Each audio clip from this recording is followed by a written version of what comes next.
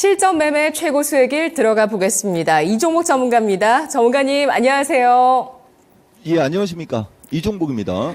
네, 오늘 월요일장 양대 지수 약세를 띠고 있습니다. 거래소가 크게 하락을 하고 있는데 낙폭을 그래도 줄이는 시도가 나오면서 2,570선 중반이고요. 1.5% 하락. 코스닥은 약보합에서 조금 더 하락하네요. 0.6% 정도 내리고 있는데요. 최근 급등했던 금융주, 자동차주 약세 두드러지고 있고요. 그리고 이 부분에 대해서는 지난주에 월요일 조정 가능성에 대해서도 잠깐 언급을 해주셨고 로봇 AI 상대적인 양호한 움직임 눈에 띄고 있는데요. 오늘 장 특징 어떻게 봐야 될까요? 그러니까요. 해외 선물 약세, 국내장 약세다라고 얘기했는데 금요일 날 미국장이 참 드라마틱했습니다. 근데 이제 이 미국장이 이 나스닥 시장이 추가적으로 치고 올라가 가지고 18,000 쪽으로 가느냐 마느냐 지금 시장은 이거를 판단하는 게 되게 중요한 시장인데 이제 앞으로는 이제 경제 지표가 다시 처음부터 다시 출발해요. 근데 파웰 의장의 얘기하고 이번 FOMC의 어떤 말을 우리가 근거로 봤을 때는 지금 시점에서는 이제 배드 뉴스보다는 약간의 굿 뉴스로 나오는 게 시장에서는 좋을 것 같은데 이거는 어쨌든 가봐야 될 것 같아요. 왜냐면은 지금 최근에 미국장이 급등한 것은 금리 이슈나 금리 스트레스보다는 경제가 좋은 게 지금 반영이 되고 있는 어떤 그런 흐름이거든요. 거기에 이제 빅테크의 애플하고 그 테슬라 쪽을 제외하면은 나머지는 실적이 나쁘게 나오지가 않았어요. 실적이 좋게 나왔단 말입니다. 이 부분이 이제 어떻게 될지는 이제 가봐야 될 것 같고, 그 다음에 이제 또 이제 여기 연준 의원들도 나와서 또 샬라샬라 할 거 아니에요? 그거에 따라 이제 왔다 갔다 하는 거 좀 봐야 될 것 같은데, 일단은 변동성이 좀 지속적으로 어느 정도는 있을 것 같아요. 이종복이가 봤을 때. 그리고 우리나라 시장 얘기, 말이 나온 김에 이쪽으로 조금만 더 가보겠습니다. 지금 주식시장의 변동성하고 이게 어느 정도 아마 맞물릴 거예요. 무슨 얘기냐면은 중국 시장 어제가 거의 신저점 언저리예요. 오늘은 이제 기술적으로 만약에 중국 시장이라도 여기서 11,000대 위로 올라타주고 그러면은 우리나라에는 긍정이 될 수 있습니다. 항생도 마찬가지고요. 처음으로 지금 저점을 깨지 않고 버팅기려고 하는 흐름이 나오는데 이쪽 흐름도 좀 잘 보셔야 될 것 같고, 지금은 내가 미국장 얘기를 하려고 했으니까 지금 보면 아마존이 급등을 했는데 아마존보다는 메타예요. 근데 우리나라는 메타버스 관련주 쪽에 이 직접적인 종목이 좀 없다라는 게 좀 단점인데, 내가 참 이 얘기 많이 해주지 않습니까?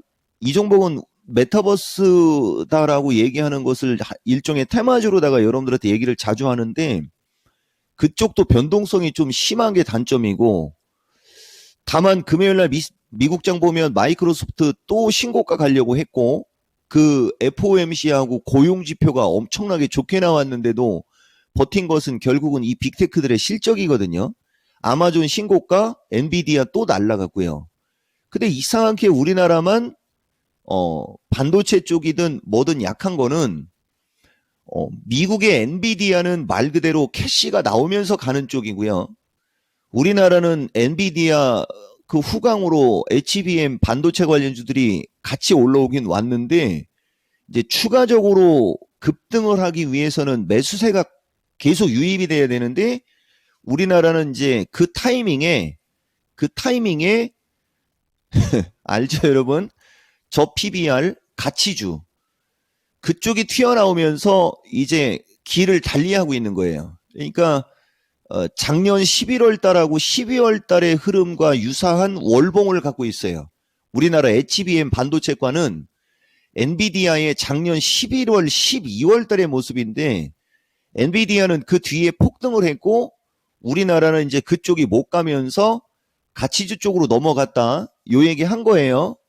근데 이제 우리나라는 오늘 금융, 자동차 등이 약세고 자동차에서는 현대차 정도만이 지금 플러스가 유지가 되고 있어요. 근데 현대차도 우리가 이제 얘기를 해보면 기아차하고 현대차하고는 무슨 차이가 있냐면 요게 화면을 확대하겠습니다.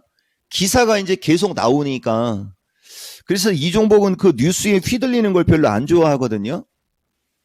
이번 저평가 가치주의 핵심 하이라이트는 PBR 0.5에서 1 사이에서 이제 시장에서 이제 평가를 주는데 현대차는 지금 급등을 했음에도 그쵸? 예, 급등을 했음에도 PBR이 0.7 수준밖에 안 돼요.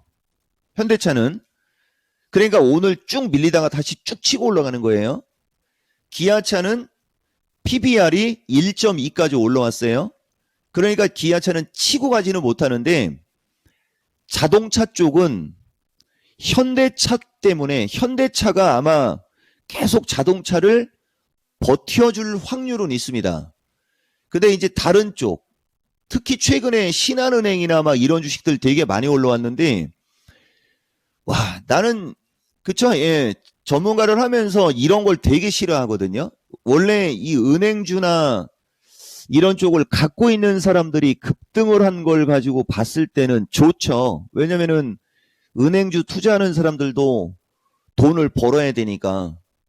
근데 내가 오늘 얘기한 것 중에 핵심이 이제 뭐였었냐면 이들의 주봉과 월봉을 보면요. 그냥 2년 동안 옆으로 겼던 거를 그냥 한 주 만에 이걸 올려버렸다라는 게 단점이 되는 거죠. 그래서 내가 이따가 신의 한 수에서 이쪽 최근에 가치주하고 뭐 이슈되는 거를 좀 이야기는 할 수 있을 것 같아요. 이 시간에는 그냥 짧게만 얘기하고 가겠습니다.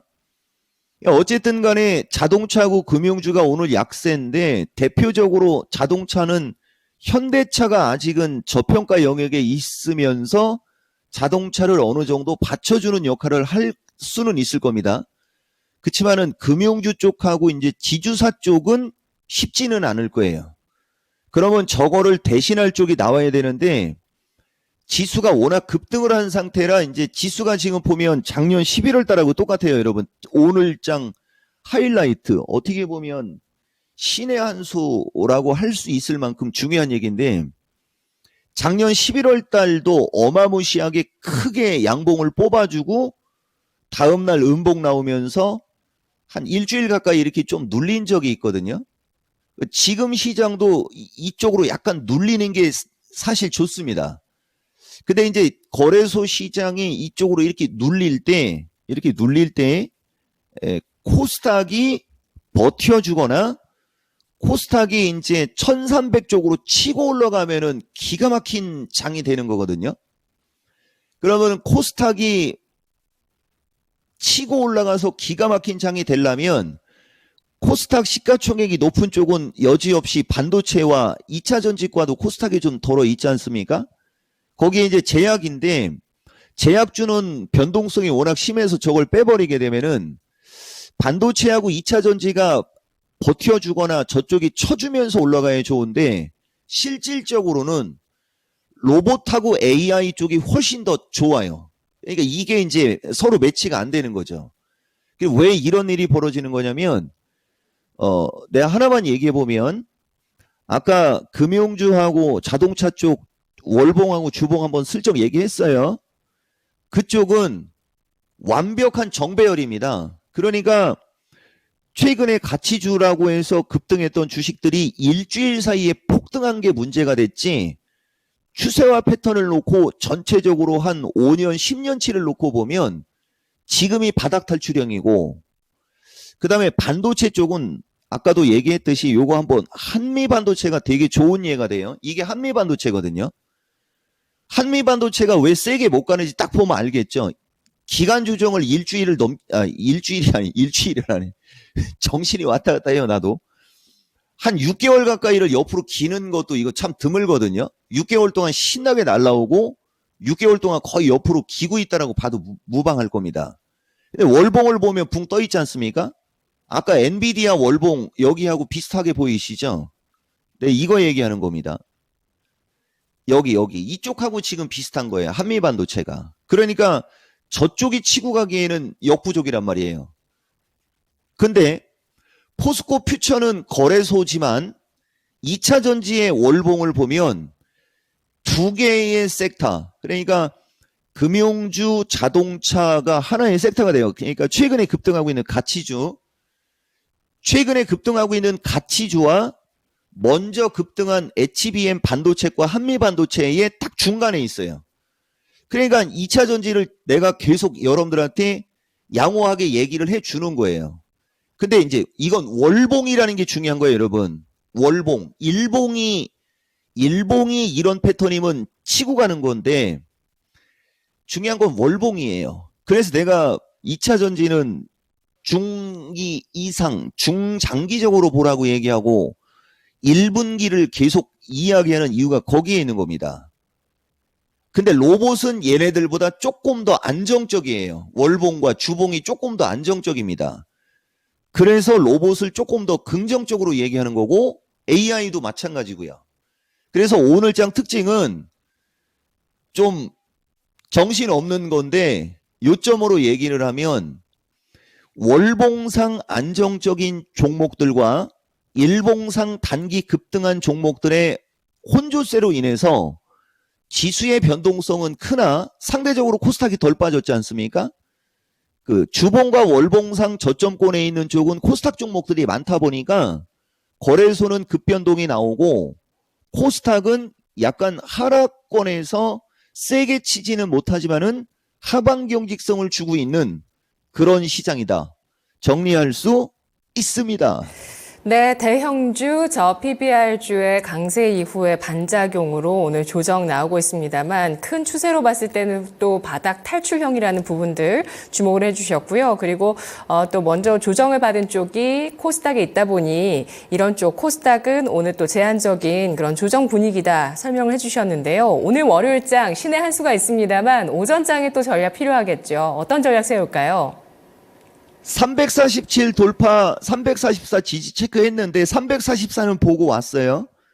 이제 347 버텨주면서 지금 오늘장 중국장을 보니까 약간 꼬리는 좀 다를 것 같네요. 자동차 좀 받쳐주고 이것도 보기 드물어요, 여러분. 예, 어쩐 일이냐, 중국 시장. 지금 방송 중에 이렇게 중국 시장이 이렇게 급등하고 그러는 경우가 종종은 있지만 거의 없는데 오늘은 좀 나와줍니다. 대신 이제 방송 끝나고 이제 단기간에 쳐 올린 부분이 있기 때문에 좀 눌리겠지만은 이 정도 상태라면은 347 이하로 크게 끝나기보다는 347로 움직이다가 조금 더 살짝 꼬리 달고 가는 어떤 그런 거 좀 나올 것 같고요.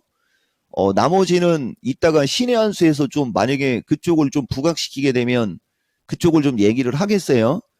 근데 지금도 보면 외국인들은 주식보다는 선물이거든요. 이들이 지속적으로 이렇게 선물 갖고 그 포인트를 잡고 매매하고 막 그럴 때 보면 이게 좀 전문가 입장에서는 거시기 해요. 다만 지금 흐름상으로는 중국과 항생의 선물의 흐름으로 봐서는 347 위로는 올라갈 것 같다 정도 얘기해 줬고 포트폴리오 조정 기회다 얘기하겠습니다.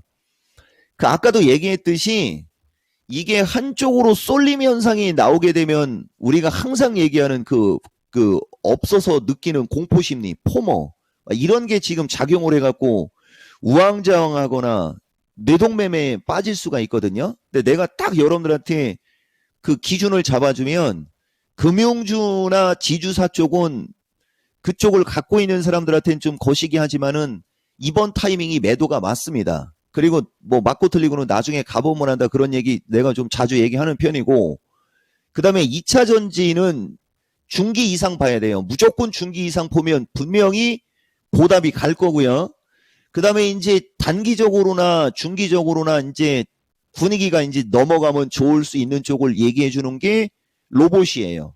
로봇하고 AI 쪽은 어쨌든 뭐 나중에 가보면 알겠지만 가치주냐 성장주냐로 얘기할 때 나는 무조건 로봇하고 AI 쪽. 물론 내 의견이 뭐 항상 맞지는 않지만 16년간 틀려본 적은 없습니다. 이런 식으로 큰 전망을 했을 때. 그런 걸 잘 참고하시되 다만 지금 변동성이 좀 있으니까 그런 건 좀 참고하셔라. 포트폴리오 조정 기회 말씀 드렸습니다. 네, 알겠습니다. 포트폴리오 조정 기회 그 가운데 뇌동매매, 포모 빠지지 말자는 점 또 강조해 주셨습니다. 분석 고맙습니다. 고맙습니다. 이때 뵙겠습니다. 네, 오늘 선물 지수 제시해 주신 범위에서 돌파 가능성도 보셨기 때문에 오늘 오전과 또 오후장의 장 변화들 잘 체크를 하면서 적절한 대응 필요할 것 같습니다. 신의 한 수가 오후 2시에 이어지니까요. 이 종목 전문가 신의 한 수도 놓치지 마세요. 지금까지 투자 판단에 도움드릴 수 있는 내용들 알아봤고요. 다만 주가의 상승과 하락을 보장하지 않는다는 점 유의하시면서 투자에 나가시면 좋겠습니다. 양대 지수 저점을 딛고 낙폭을 줄여나가고 있는데요. 오후장까지 어떤 흐름이 이어질지 토마토 증권통과 함께해 주십시오. 고맙습니다.